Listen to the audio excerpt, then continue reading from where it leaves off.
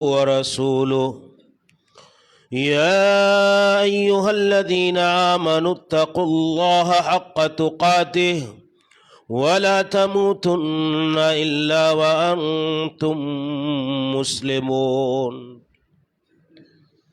يا أيها الناس اتقوا ربكم الذي خلقكم من نفس واحدة وخلق منها زوجها وبث منهما رجالا كثيرا ونساء واتقوا الله الذي تساءلون به والأرحام إن الله كان عليكم رقيبا يا أيها الذين آمنوا اتقوا الله وقولوا قولا سديدا يصلح لكم أعمالكم ويغفر لكم ذنوبكم ومن يطع الله ورسوله فقد فاز فوزا عظيما أما بعد فإن خير الحديث كتاب الله وخير الهدي هدي محمد صلى الله عليه وسلم وشر الأمور محدثاتها وكل محدثة بدعة وكل بدعة ضلالة وكل ضلالة في النار. أعوذ بالله السميع العليم من الشيطان الرجيم من همزه ونفخه ونفثه. يا أيها الذين آمنوا قوا أنفسكم وأهليكم نارا وقودها الناس والحجارة عليها ملائكة غلاظ شداد لا يعصون الله ما أمرهم ويفعلون ما يؤمرون. سبحانك لا علم لنا إلا ما علمتنا إنك أنت العليم الحكيم. رب اشرح لي صدري ويسر لي أمري واحلل عقدة من لساني يفقهوا قولي. جناب صدر مجلس، معزز علماء کرام، قابل احترام بزرگوں، نوجوان ساتھیوں، اسلامی رشتے کی ماں اور بہنوں، عزیز بچوں،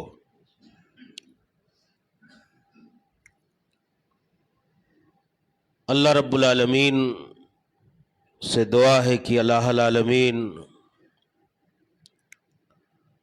آپ جس اطمینان اور یکسوئی کے ساتھ یہاں جمع اور اکٹھا ہیں، اس حاضری کو اور اس اجتماع کو اللہ جل شانہ ہم سب کے گناہوں کی مغفرت کا ذریعہ اور سبب بنائے۔ الہ العالمین ہماری آپ کی سب کی حاضری کو قبول فرمائے اور رفع درجات کا سبب بنائے۔ جن لوگوں نے اس مجلس کو رچانے میں اور اس مجلس کو سجانے میں کسی بھی طرح کی کوئی کوشش کی ہے، اللہ تعالی ان کی چھوٹی بڑی تمام کاوشوں اور کوششوں کو قبول فرمائے۔ جمعیت اہل حدیث یادگیر کے زیر نگرانی یہ جو آج بعد نماز مغرب سے لے کر کے ابھی تک اجلاس عام چل رہا ہے اور آپ اتنے اطمینان کے ساتھ یہاں تشریف فرما ہیں، بلا شبہ یہ آپ کی دلچسپی کا بہت نمایاں مظہر ہے۔ حاضرین گرامی، ابھی آپ معاشرے کے منظر نامے پر قرآن مقدس کی آیات کی روشنی میں ہم سے پیشرو خطیب سے کچھ بنیادی اور اصلاحی باتیں سماعت کر رہے تھے۔ آج کے اس اجلاس عام میں میرا بنیادی خطاب جو ہماری نئی جنریشن ہے، نئی نسل ہے، ہمارے جو بچے ہیں، ان کے جو گارجین ہیں، سرپرست ہیں، ذمہ داران ہیں، والدین ہیں، ماں اور باپ ہیں، ان کی ذمہ داریوں کے حوالے سے کچھ دعوت فکر دینے کی میں کوشش کروں گا۔ قرآن مقدس کی سورہ التحریم کی جو آیت نمبر 6 میں نے آپ کے سامنے پڑھی ہے، اللہ تعالیٰ نے اس میں اہل ایمان کو ان کی ایک ذمہ داری یاد دلائی ہے۔ یا ایھا الذین آمنو، اے وہ لوگوں جو اللہ پر، رسول پر، آسمانی کتابوں پر، نبیوں پر، تقدیر کے خیر و شر پر، آخرت کے دن پر ایمان کا دعویٰ کرتے ہو اور ایمان رکھتے ہو۔ اللہ تعالیٰ نے کن کو مخاطب کر کے کہا؟ اے ایمان والو، قو انفسکم واہلیکم، تم اپنے آپ کو بچاؤ، اہلیکم، اپنے اہل و عیال کو، اپنی ماتحتوں کو، اپنے بال بچوں کو، اپنے بیٹوں اور بیٹیوں کو، کس سے؟ نارا جہنم کی آگ سے۔ اے ایمان والو، تم بچاؤ انفسکم، اپنے آپ کو، واہلیکم، اپنے اہل گھر کو، اہل خاندان کو، اہل قبیلہ کو، کہاں سے؟ جہنم کی آگ سے، جس جہنم کی آگ کے ایندھن انسان اور پتھر ہوں گے۔ میرے بھائیوں، اس دنیا کی آگ میں ہماری مائیں اور بہنیں بھی بیٹھی ہیں، ہمارے بزرگ والدین اور سرپرست بھی بیٹھے ہیں۔ اگر کسی کا بیٹا، بیٹی، کوئی قرابت دار، رشتہ دار، یہ دنیا کی آگ، یہ دنیا کی آگ، جہنم کی آگ میں سے کتنا ہے؟ 70 حصے میں سے ایک حصہ، معلوم ہے؟ 70 حصے میں سے ایک حصہ اس دنیا کی آگ کی گرمی، سختی، تمازت، شدت ہے۔ اگر کسی کا عزیز و قرابت دار، بیٹا، بیٹی اس آگ میں اپنا قدم، ہاتھ، پاؤں رکھے، تو کسی کا ماں، باپ، گارجین، سرپرست، کسی کا نگراں، کوئی بھی قرابت دار اس کو اس آگ میں جاتا ہوا دیکھتا پسند کرے گا؟ نہیں کر سکتا ہے۔ لیکن اللہ کی جو جہنم کی آگ ہے، اس جہنم کی آگ سے بچانے کے حوالے سے ہمارے پاس کوئی فکر مندی نہیں ہے، کوئی درد مندی نہیں ہے، کوئی لائے عمل نہیں ہے، اور کوئی اس حوالے سے بے چینی، سوز اور تڑپ ہماری زندگیوں میں نہیں پایا جاتا ہے۔ میں اس کا مظہر اور اس کی دلیل آگے آپ کے سامنے ذکر کروں گا۔ دنیا کی آگ سے بچانے کے لیے جو ہماری نگاہوں کے سامنے ہے، ہم اتنے فکر مند ہیں، لیکن جہنم کی آگ دنیا کی آگ سے 69 گنا زائد تیز ہے، لیکن اس آگ سے بچانے کے حوالے سے کوئی فکر مندی ہمارے سماج اور سوسائٹی میں، میرے گھروں کے اندر نہیں پائی جاتی۔ میرے عبداللہ ابن عباس رضی اللہ تعالی عنہما جو اس آیت کریمہ کی تفسیر میں بیان کرتے ہیں، تفسیر کے باب میں مرجع اور مصدر کی حیثیت رکھتے ہیں۔ عبداللہ ابن عباس رضی اللہ تعالیٰ عنہما اس آیت کریمہ کا معنی اور اس کی تفسیر کرتے ہوئے کہتے ہیں کہ اللہ رب العالمین نے جو کہا ہے کہ تم اپنے آپ کو اور اپنے اہل و عیال کو جہنم کی آگ سے بچاؤ، تو کہتے اعملوا بطاعت اللہ، اعملوا بطاعت اللہ واتقوا معاصی اللہ وَمُرُوا أَوْلَادَكُمْ بِامْتِثَالِ الْأَوَامِرِ وَاجْتِنَابِ النَّوَاهِي فَذَلِكَ وِقَایَةٌ لَهُمْ وَلَكُمْ مِنَ النَّارِ۔ اپنے آپ کو بچانے کا معنی کیا ہے؟ تم خود اللہ رب العالمین کے تابع فرمان ہو جاؤ، اللہ کے احکام کی پابندی کرو، اللہ رب العالمین کے اوامر کے پابند بن جاؤ، اور اللہ کی معصیت، نافرمانی اور اللہ کی محرمات و منہیات اور حرام کردہ چیزوں سے اپنے آپ کو بچاؤ۔ وَمُرُوا أَوْلَادَكُمْ، اپنی اولاد کو بِامْتِثَالِ الْأَوَامِرِ، اللہ کے اوامر و احکام کے بجا لانے کا حکم دو۔ خود کیا کرو؟ اللہ کا حکم مانو، اللہ کی فرما برداری کرو، اللہ کی منہیات سے بچو۔ پھر کہتے ہیں وَمُرُوا أَوْلَادَكُمْ بِامْتِثَالِ الْأَوَامِرِ، اپنی اولاد کو اللہ کے اوامر کے بجا لانے کی تعلیم دو، اس کی تلقین کرو، اس کا حکم کرو۔ وَاجْتِنَابِ النَّوَاہِی، اور اللہ رب العالمین نے جو حرام کیا ہے، جن سے روکا ہے، جو اللہ کی منہیات و ممنوعات ہیں، ان سے تم اپنی اولاد کو بچاؤ، یہ تمہاری ذمہ داری ہے۔ فَذَلِكَ وِقَایَةٌ لَهُمْ، یہی ہے تمہارا اپنے آپ کو اور اپنے اہل و عیال کو جہنم کی آگ سے بچانا۔ کیا ہے جہنم کی آگ سے بچانا؟ خود اللہ کے فرما بردار ہو جاؤ، اللہ کی منہیات و محرمات اور حرام کردہ چیزوں سے بچو، اور اپنی اولاد کو، یہ کس کی ذمہ داری ہے؟ یہ والدین کی ذمہ داری ہے کہ والدین اپنی اولاد کو اللہ کے اوامر کا پابند بنا کر کے اور اللہ کے نواہی اور محرمات سے دور کر کے اللہ کی جہنم سے بچائیں۔ یہ والدین کی ذمہ داری ہے۔ میرے بھائیوں، کتنے فکر مند ہیں والدین جہنم کی آگ سے بچانے کے حوالے سے، آپ اندازہ لگائیں۔ ابھی مغرب سے قبل جو اصول ثلاثہ کے درس کا موضوع رکھا گیا، آپ بتائیے کہ آخرت جہنم کہاں ہے؟ آخرت کی زندگی میں آخرت کی پہلی منزل کہاں سے شروع ہوتی ہے؟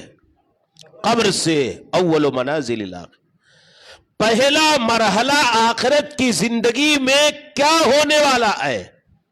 منکر نکیر آئیں گے، فرشتوں سے آدمی کا سامنا ہوگا، اور اس میت اور مردے کو زندہ کرنے کے بعد کیا سوال کریں گے؟ من ربک، من نبیک، ما دینک۔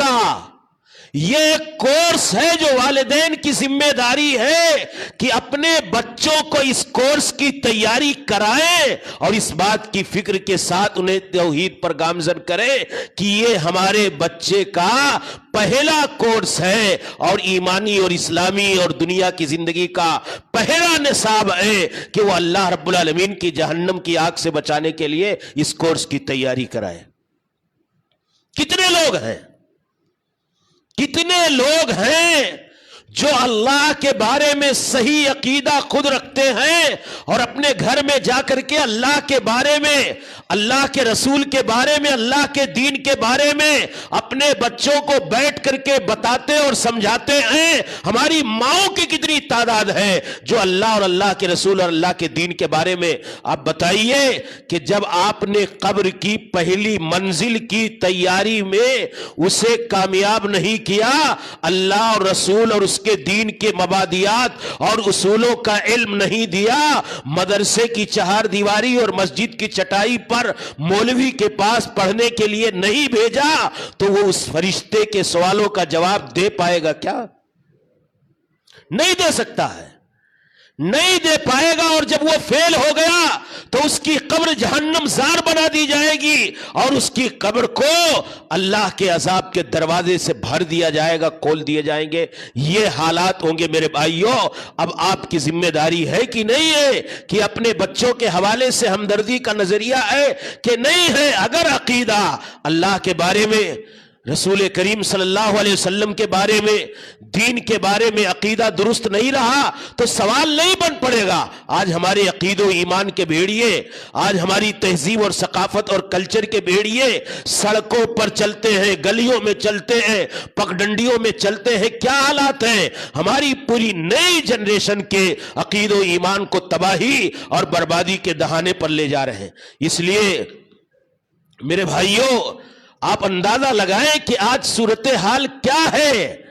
آج ہمارے عقید و ایمان کے بھیڑیوں نے پوری ہماری جنریشن اور نئی نسل کا عالم یہ ہے کہ جیسے چاروں طرف کچھ جانوروں کا ایک گروہ ہو، جانوروں کی ایک جماعت ہو، اور بھیڑیے لگے ہوئے ہوں۔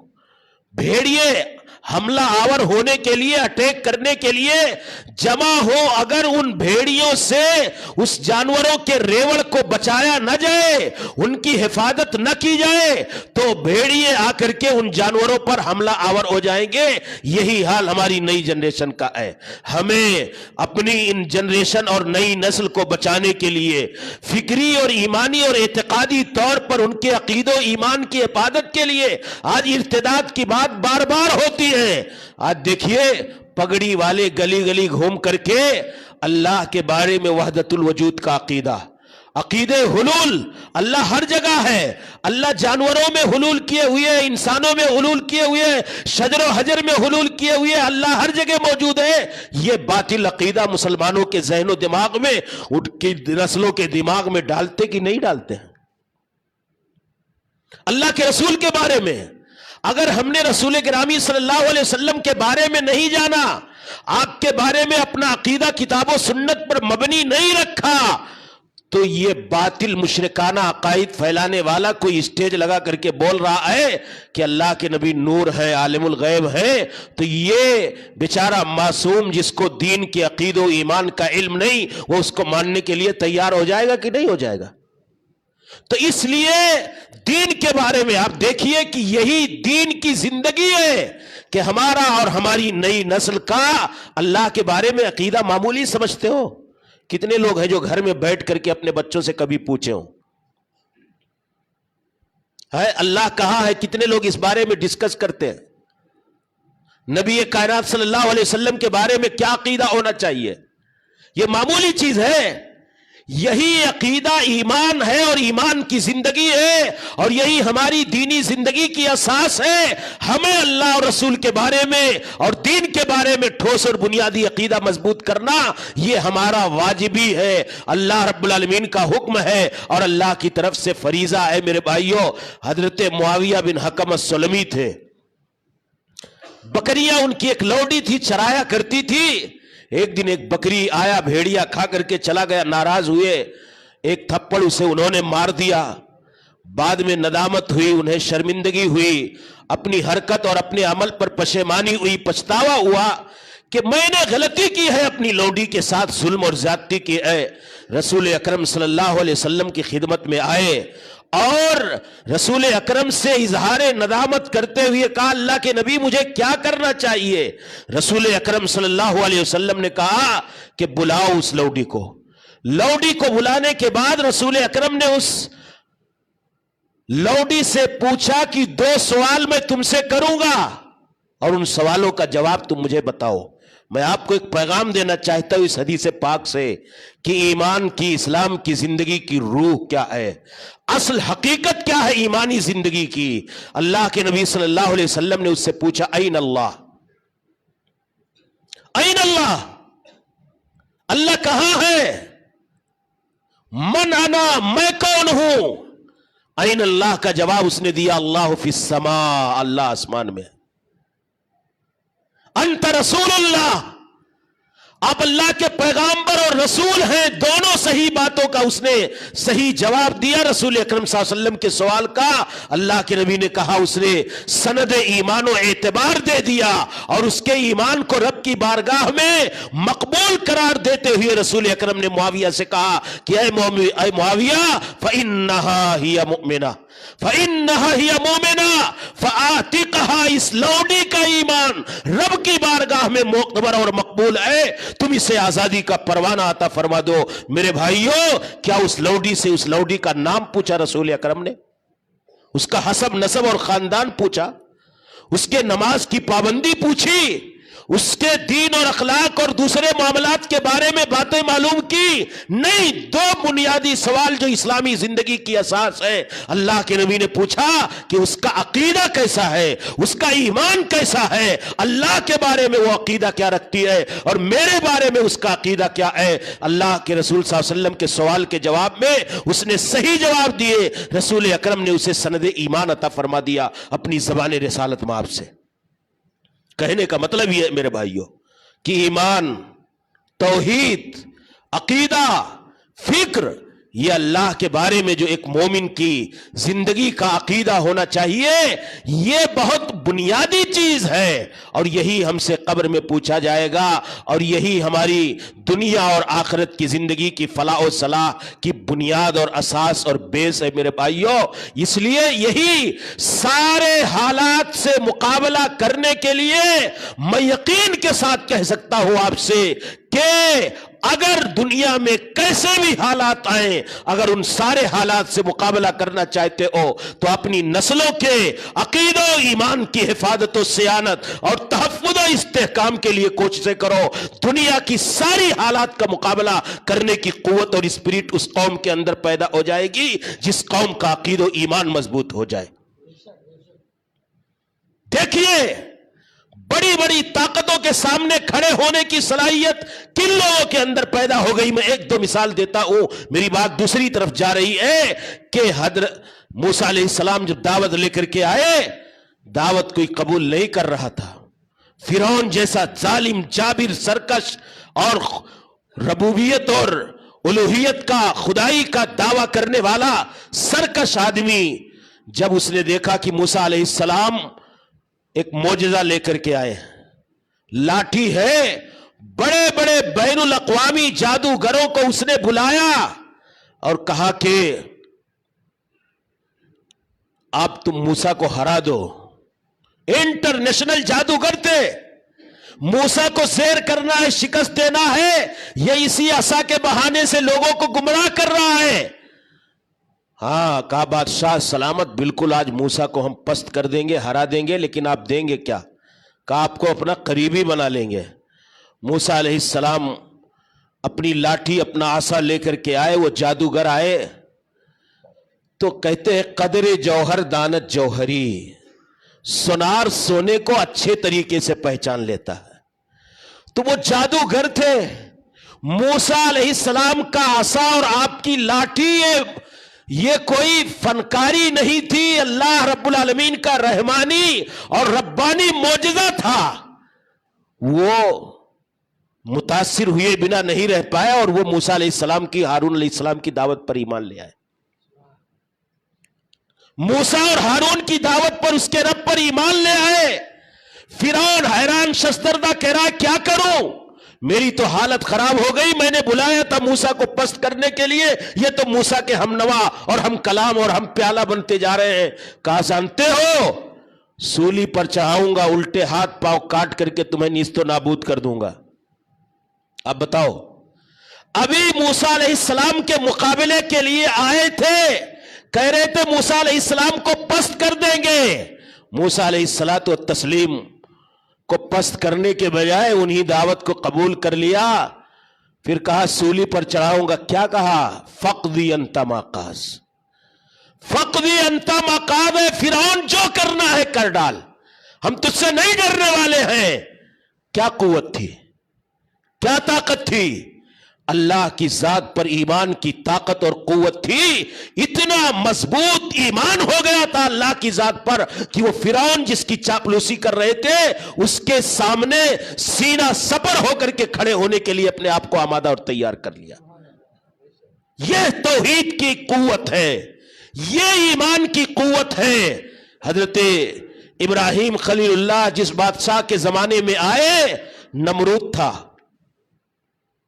کہتے ہیں معلوم دنیا پر، پوری معلوم دنیا پر جن لوگوں کی بادشاہت رہی اس میں نمرود بھی تھا، مسلمانوں میں 2 اور کافروں میں 2، ذوالقرنین اور سلیمان علیہ السلام اور بخت نصر اور نمرود، یہ 2 کافر تھے۔ اتنی بڑی سلطنت کا مالک موسیٰ علیہ السلام، حضرت ابراہیم علیہ السلام نے دعوت دی، کلہاڑی اس کے معبودوں کو توڑ دیا، لے جا کر کے بڑے معبود کے گردن میں لٹکا دیا۔ سنتے رہتے ہو حالت کیا آئی؟ دہکتی ہوئی آگ کے انگارے ہیں، شعلہ بار بھڑکتی ہوئی آگ ہے، آسمان کو چھوتی ہوئی دہکتی ہوئی وہ شعلہ زن آگ۔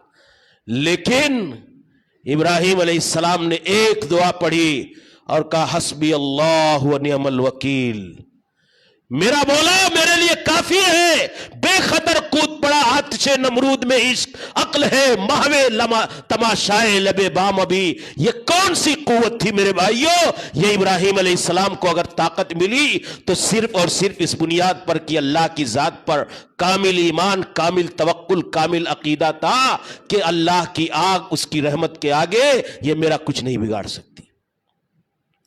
اس ایمان کی ضرورت ہے۔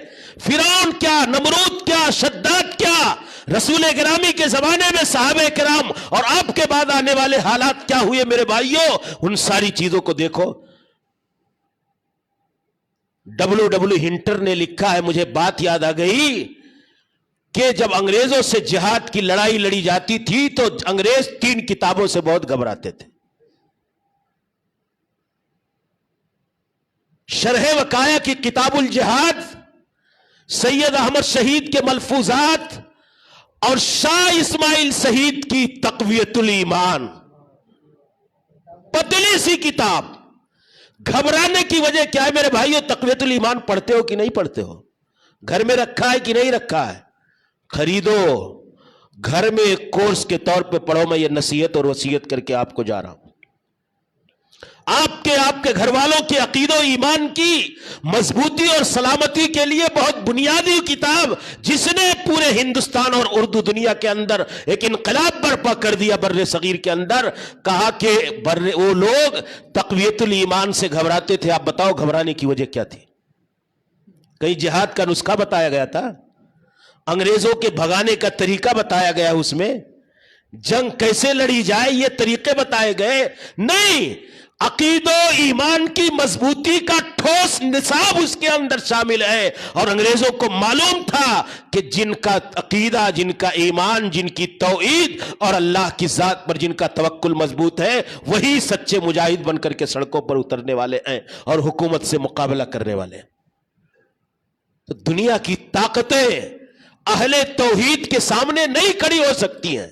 اگر واقعتاً ہمارا ایمان، اس لیے میرے بھائیوں یہ بات اس لیے آئی، میری بات دوسری تھی کہ آج جو حالات ہیں اور آنے والے جو خطرناک پرخطر اندیشے ہیں، جو ہمارے اللہ نہ کرے وہ خطر اور اندیشے ہمارے اوپر سایہ فگن ہو، ہمارے حالات برے ہوں، اللہ ہم سب کو عزت و اقبال کے ساتھ، عروج و سربلندی اور سرخوری کے ساتھ رہنے کی توفیق عطا فرمائے، اور اللہ ہمیں دین کی آزادی کے ساتھ رہنے کی توفیق عطا فرمائے۔ لیکن اگر ہماری نسلوں کے عقید و ایمان محفوظ رہے، سلامت رہے، مستقیم اور ٹھوس رہے، اور اس کے اندر ایک کوالٹی رہی، تو اللہ کی قسم سارے حالات کا مقابلہ کرنے کے لیے تیار ہو جائیں گے۔ اس لیے یہ دنیاوی فائدہ ہے، اور اخروی فائدہ قبر کے اندر جیسے منکر نکیر کا سوال ہوگا، فوراً جواب دینے کے لیے فراٹے کے ساتھ کھڑے ہو جائیں گے اللہ کے بارے میں، رسول کے بارے میں۔ اس لیے میرے بھائیو اللہ کا پیغام ہے کہ اے ایمان والو، تم اپنے آپ کو بچاؤ جہنم کی آگ سے، اور اپنے اہل و عیال کو، یہ تمہارا فریضہ ہے۔ کل یہی جوان والدین بنیں گے، ماں باپ بنیں گے، یہ آپ کی بھی ذمہ داری ہے کہ آپ نمازوں کی پابندی کریں، اپنے اہل و عیال کو، اپنی بیٹیوں کو، گھر والیوں کو، گھر والوں کو نماز کا پابند بنائیں۔ یہ اللہ رب العالمین کا آرڈر ہے میرے بھائی۔ ہمارا مسئلہ کیا ہے کہ ہم سوچتے ہیں کہ میرے مرنے کے بعد میری اولاد کا کیا ہوگا، میرے مرنے کے بعد میری اولاد کا کیا ہوگا۔ 4 بیٹے ہیں تو 4 پلاٹ ہو جائے، 4 گھر ہو جائے، 4 دکانیں ہو جائیں، 4 کاروبار ہو جائے، اور زیادہ ہو جائے تو 4 گاڑی ہو جائے۔ سارا مطمح نظر اور مقصود حیات اور ایک باپ کی پوری زندگی کا کل مقصد یہی ہے کہ اس کے مرنے کے بعد اس کے بچے اس دنیا میں خوشحالی کے ساتھ رہیں، ہے کہ نہیں ہے؟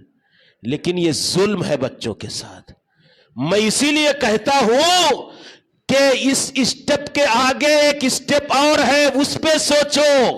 میری اولاد کے مرنے کے بعد میری اولاد کا کیا ہوگا،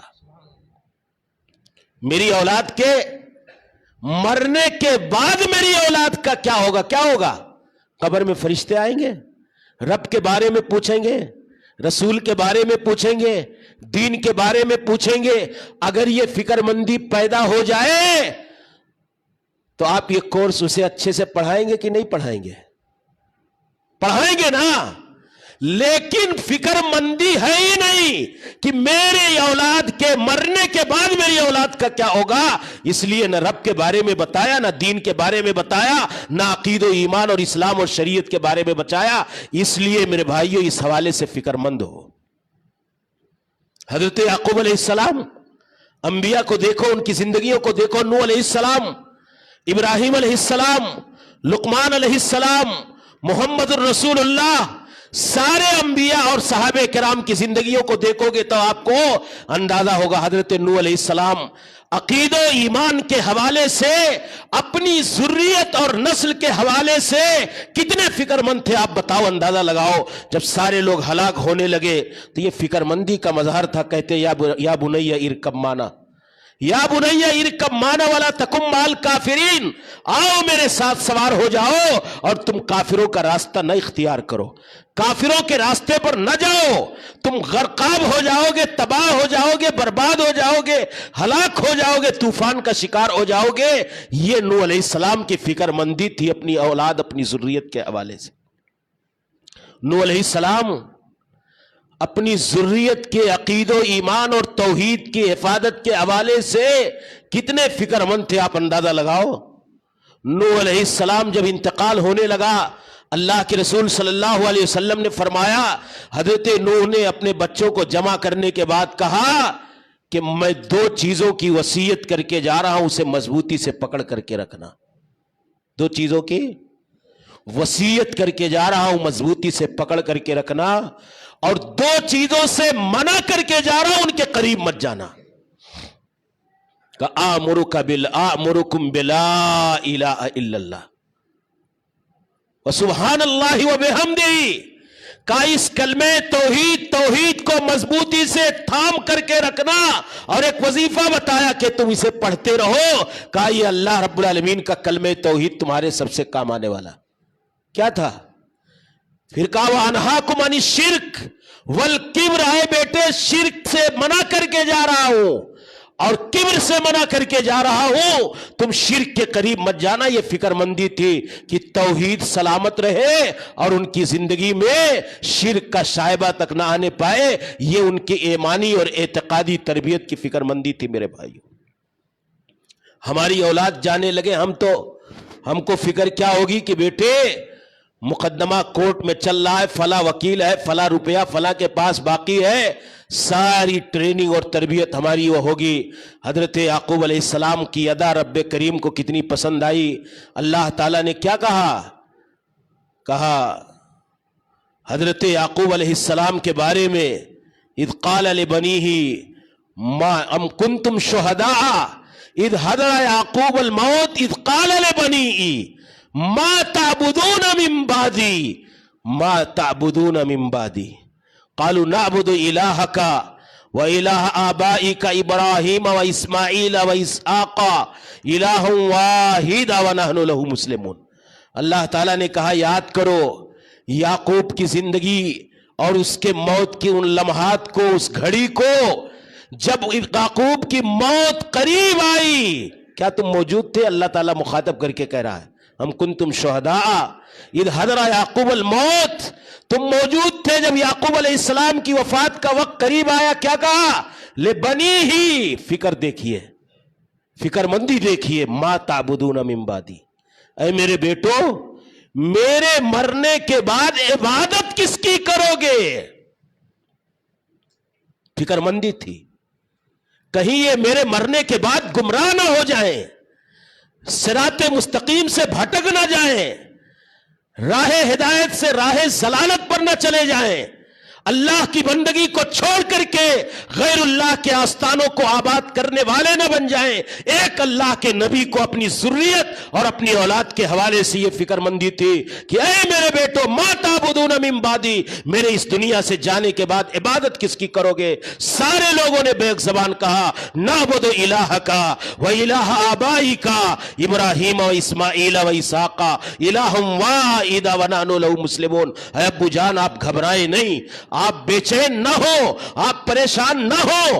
ہم آپ کے آبا و اجداد اور آپ کے معبود، آپ کے آبا و اجداد کے معبود الہ واحد ابراہیم اسماعیل اسحاق کے الہ اللہ واحد ہی کی پوجا کریں گے اور اسی کے فرما بردار بن کر کے رہیں گے. یہ مقدس پیشانی اور یہ مقدس جبین نیاز کسی اور آستانے پہ جھکانے کے لیے تیار نہیں ہوں گے. یہ حضرت یعقوب علیہ السلام کو اپنی ذریت کے حوالے سے فکر تھی میرے بھائیوں. لقمان حکیم جب وصیت کرتے ہیں اپنے بیٹے کو تو کیا کہتے ہیں؟ پہلی وصیت ان کی توحید کی سلامتی کے لیے کہ یا بنی لا تشرک باللہ، اے بیٹے شرک مت کرنا. لا تشرک باللہ ان الشرک لظلم عظیم، یہ دھرتی کا سب سے بڑا گناہ ہے. یہ اپنی ذریت کے حوالے سے عقیدے کی حفاظت کے حوالے سے فکر مندی تھی. ابراہیم علیہ السلام کے بارے میں آپ نے مولانا سے بھی سنا. ابھی میں نے مثال دی ایک، آپ بتاؤ کہ مانگا تو اللہ تعالیٰ سے کیا مانگا؟ کیا مانگتے تھے؟ انجینئر بیٹا دے دے، سی اے بیٹا دے دے، MBBS دے دے، کیا مانگا؟ رب ہب لی من الصالحین، اللہ دے دے تو نیک دے. یہی مانگتے ہیں ماں باپ کہ نہیں یاد ہے دعا؟ یہی دعا مانگتے ہیں کہ اللہ نیک لڑکا دے. پھر ابراہیم علیہ السلام اس دعا کے بعد اللہ سے کیا دعا کرتے؟ وَجْنُبْنِي وَبَنِيَّ أَن نَّعْبُدَ الْأَصْنَامَ. امام الموحدین ہے. توحید کی دعوت کے لیے سارے مظالم، ساری آزمائشیں، ساری پریشانیاں، ساری مشکلات، سارے زیادتی کی ساری شکلیں انہوں نے برداشت کر لیں، لیکن پھر بھی اللہ کی بارگاہ میں اپنی توحید کی حفاظت اور اپنی توحید کی حفاظت کے ساتھ ساتھ اپنے بیٹوں کی توحید اور عقیدے اور ایمان کی حفاظت کے حوالے سے فکر ہے. کہتے ہیں اللہ مجھے بچا لے وَبَنِيَّ، اور میری اولاد میرے بیٹوں کو بچا لے. کس بات سے؟ کہ وہ بتوں کی پوجا کریں. یاد ہے یہ دعا؟ فکر ہے؟ کتنے گارجن کو فکر ہے کہ میری توحید سلامت رہے اور میرے بیٹوں کی توحید سلامت رہے؟ اس توحید کی سلامتی کی فکر ہوتی تو آج یہ دعا ہم کو یاد ہوتی اور نمازوں میں اللہ تعالیٰ سے یہ دعا مانگتے.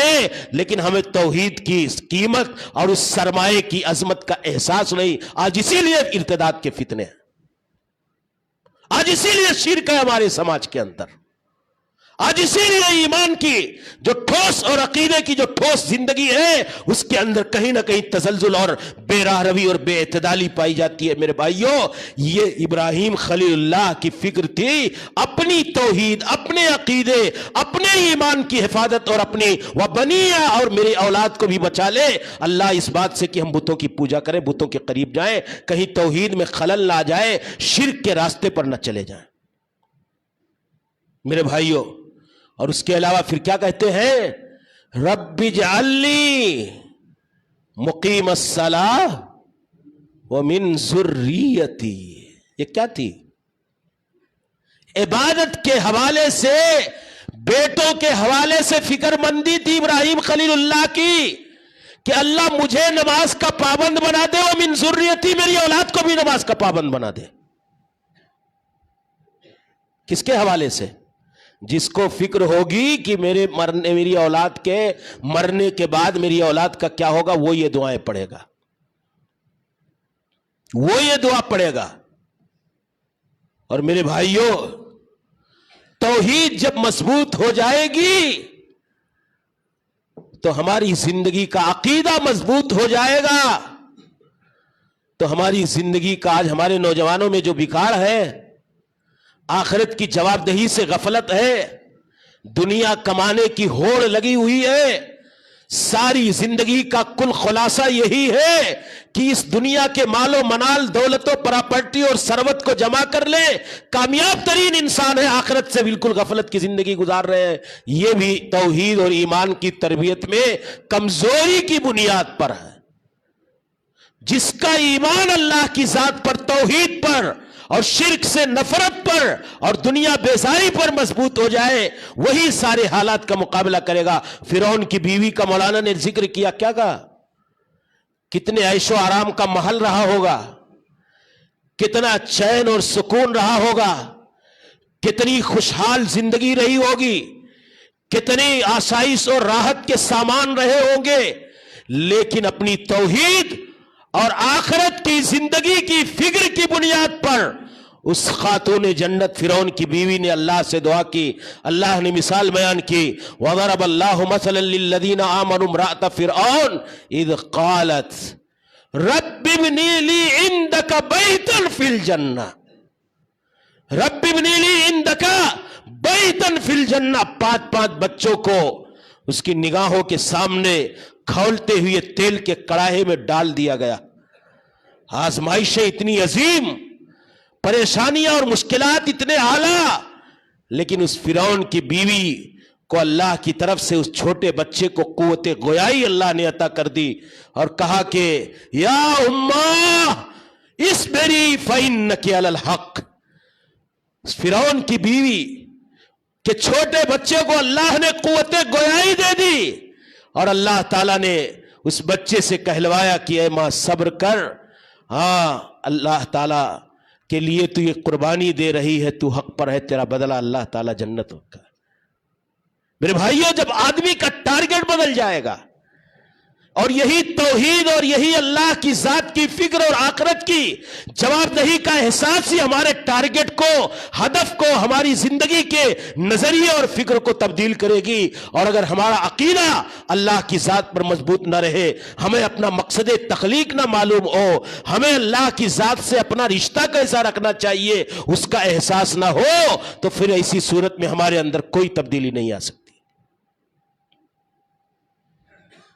رسول گرامی صلی اللہ علیہ وسلم صحابہ کرام رضوان اللہ علیہم اجمعین کی تربیت عقید و ایمان کے حوالے سے کتنی زبردست کرتے تھے۔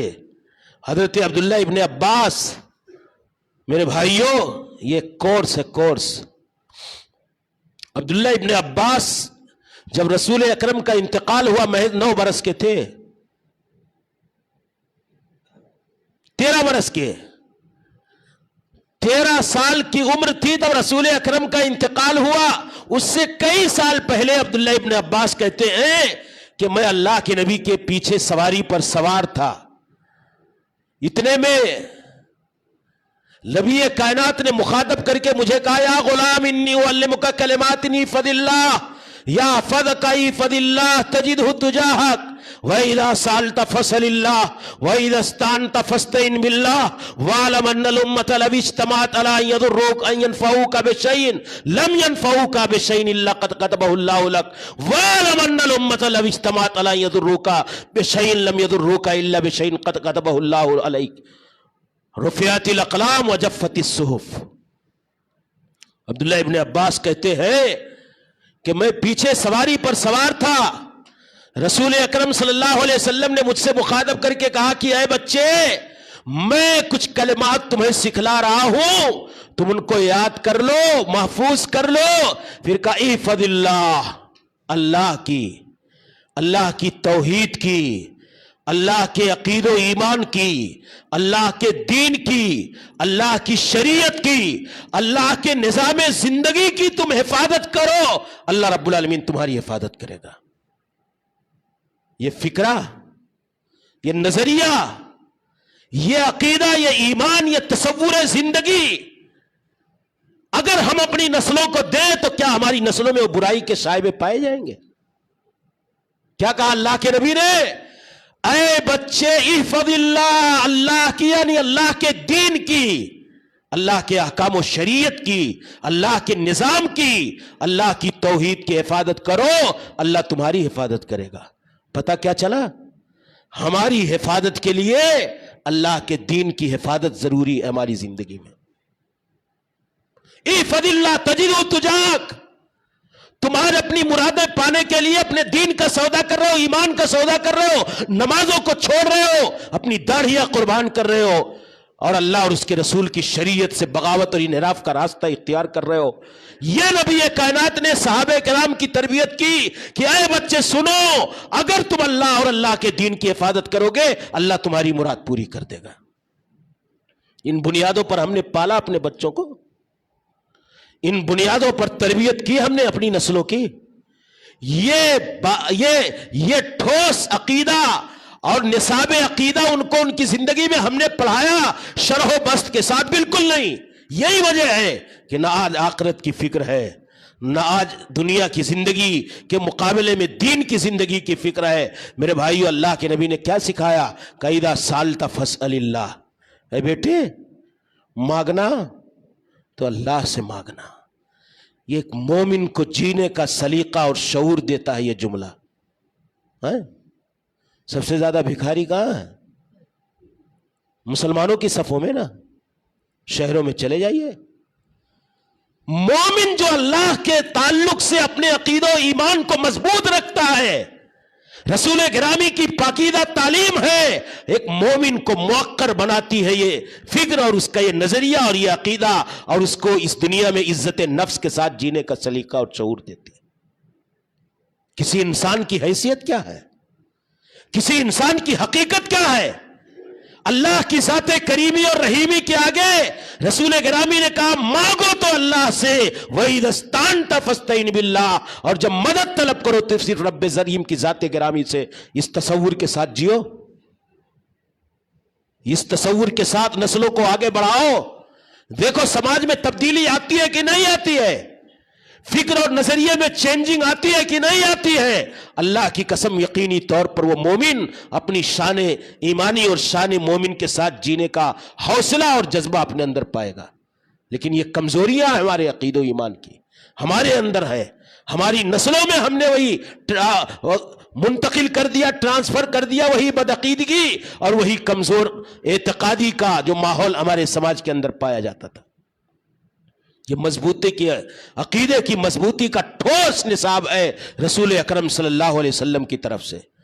رسول اکرم صلی اللہ علیہ وسلم نے کہا اے عبداللہ جان لو، ساری امت ساری انسانیت مل کر کے تمہیں فائدہ پہنچانا چاہے نہیں پہنچا سکتی مگر وہی جو اللہ نے تمہارے حق میں لکھ دیا. بولو کسی انسان کا ڈر لگے گا؟ کمزور عقیدے کے ساتھ جینے والا وہ کوئی بھی کام کرنے کے لیے تیار ہو جائے گا، اللہ کو ناراض کرے گا لوگوں کی خوشی کے لیے. لیکن ہمارا عقیدہ یہ ہو جائے کہ سارے لوگ نہ خوش ہو جائیں، میرا اللہ راضی ہو جائے، کیونکہ فائدہ اللہ کی طرف سے، نقصان اللہ کی طرف سے. پھر دیکھیے انسان کس قدر بدلتا ہے.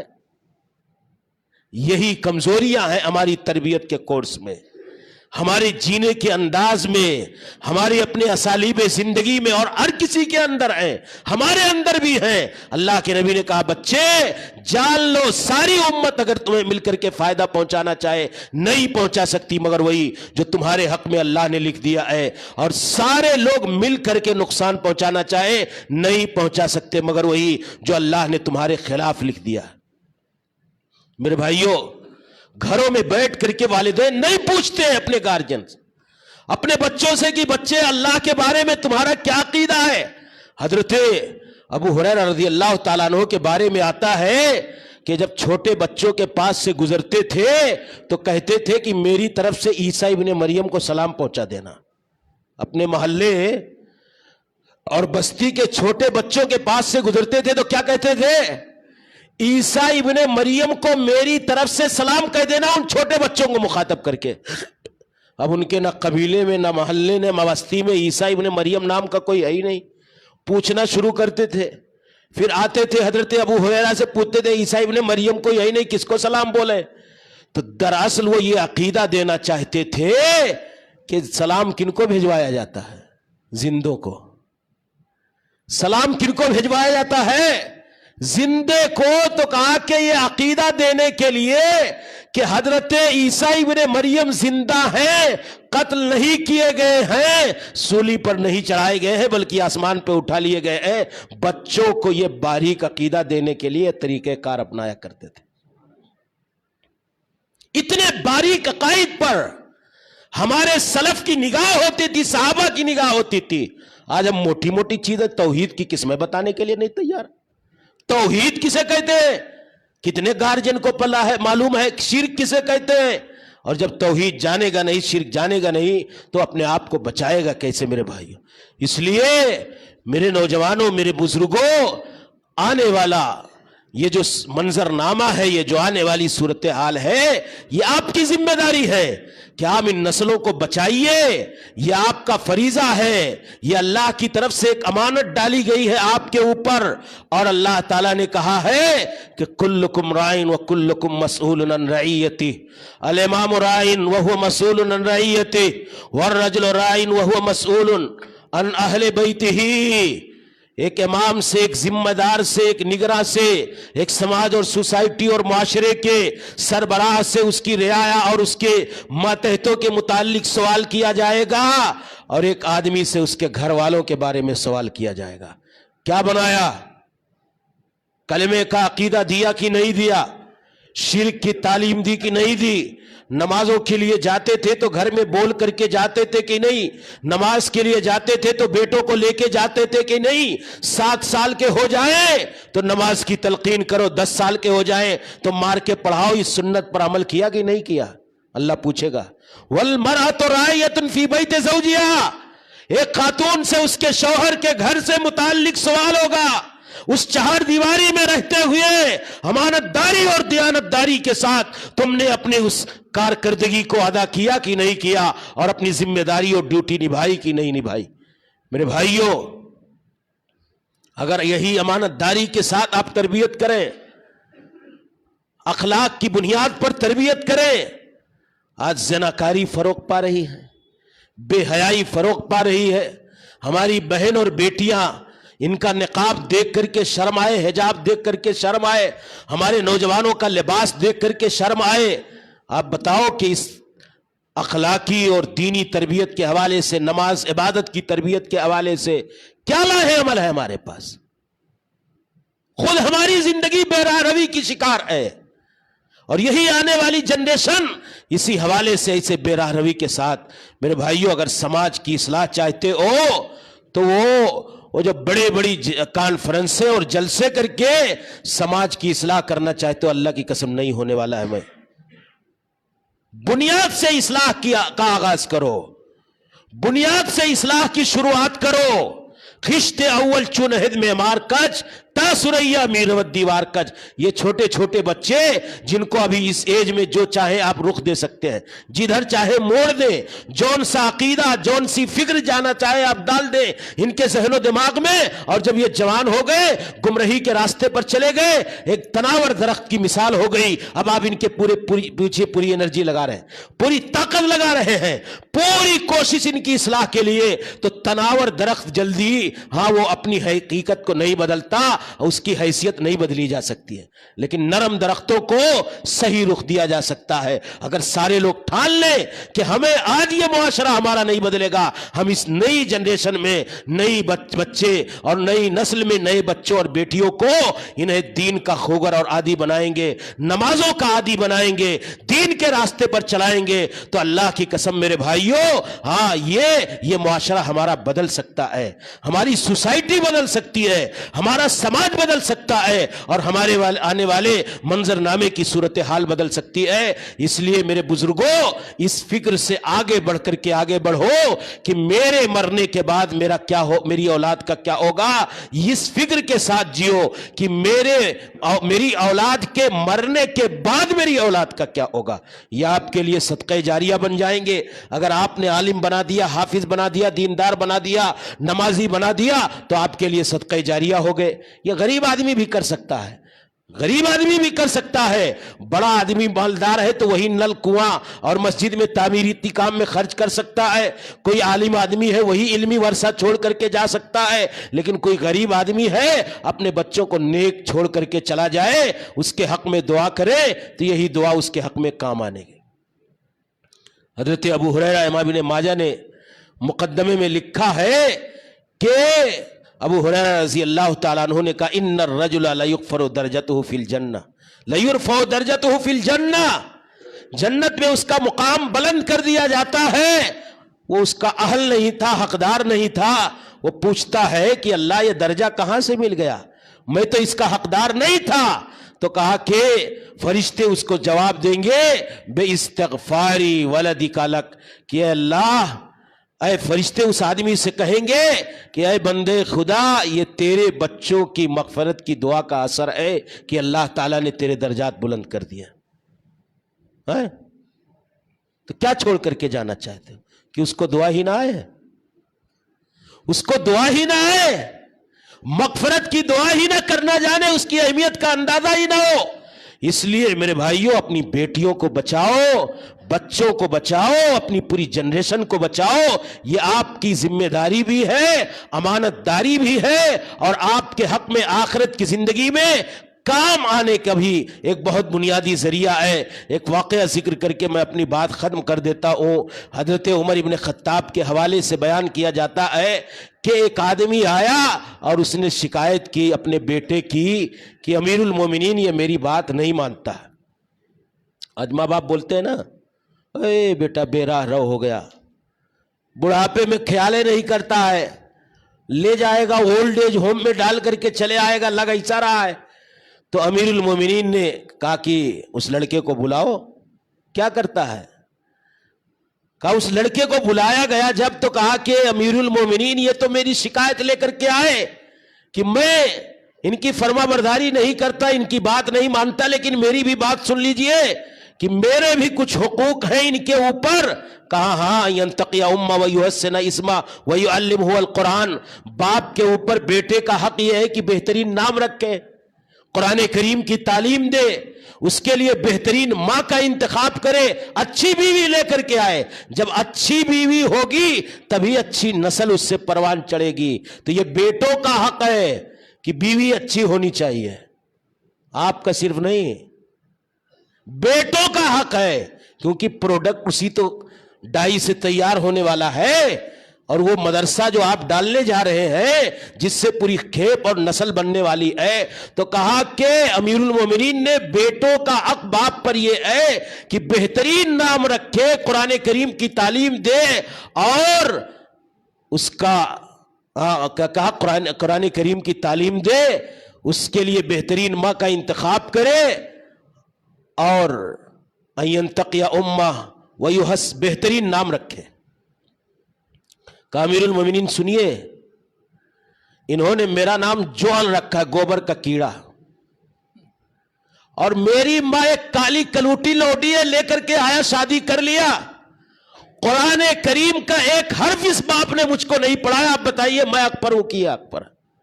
امیر المومنین نے اس باپ کو ڈانٹا اور کہا جئت الیہ تشکو قوق ابنک وقد اققتہ قبل ان یوقق، تم اپنے بیٹے کی شکایت لے کر کے آئے ہو قبل اس کے کہ وہ تمہاری نافرمانی کرے، تم نے اس کی نافرمانی اس کے پہلے کر ڈالی اور اس کی ساتھ زیادتی اور ظلم کیا، حق تلفی کی، اس کے لیے نہ بہترین مال آئے نہ بہترین نام رکھا، تو اس کے نتیجے میں تمہیں کیا ملنے والا؟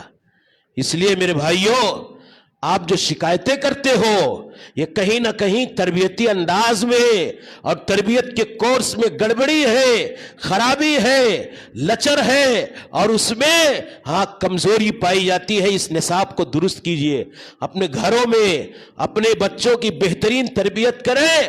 آپ کو ایک باپ کا عظیم مقام جو ہے، آپ کو ایک بہترین ماں کا جو عظیم مقام ہے، یہ دین پسند جماعت آپ کو دے گی. یہ اللہ رب العالمین کا نظام ہے، یہ اللہ رب العالمین کا فیصلہ ہے. ابراہیم خلیل اللہ نے بیٹے سے آ کر کے کہا بیٹے میں ذبح کر رہا ہوں، بیٹا فوراً اپنے آپ کو حامی بھر لیتا اور کہتا یا ابتی فعل ما تؤمر، اے ابو جان کر ڈالیے، کیا کرنا ہے جو اللہ کا حکم آیا ہے. علامہ اقبال نے کہا یہ فیضان نظر تھا یا مکتب کی کرامت تھی، سکھائے کس نے اسماعیل کو آداب فرزندی. بیٹا کہہ رہا یا ابتی، اے پیارے ابو جان افعل، کر ڈالیے، ما تؤمر، جو حکم دیا گیا ہے، ستجدنی انشاءاللہ، انشاءاللہ اگر اللہ نے چاہا تو آپ مجھے صبر کرنے والوں میں پاؤ گے.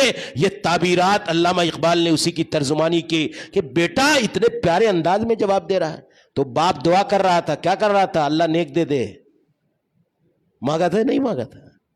باپ دعا کر رہا تھا اللہ نمازی بنا دے، باپ دعا کر رہا تھا اللہ اس کی توحید کی حفاظت فرما لے، تو اس تربیت کے نتیجے میں خانہ کعبہ بنا کر لے کر جاتے ہیں، تو خانہ کعبہ بنانے کے ساتھ اپنے رکھتے ہیں، تو اس نتیجے میں اللہ تعالیٰ نے یہ برکت ان کی زندگی میں رکھی کہ بیٹا فرما برداری کے لیے فوراً کھڑا اور تیار ہو گیا۔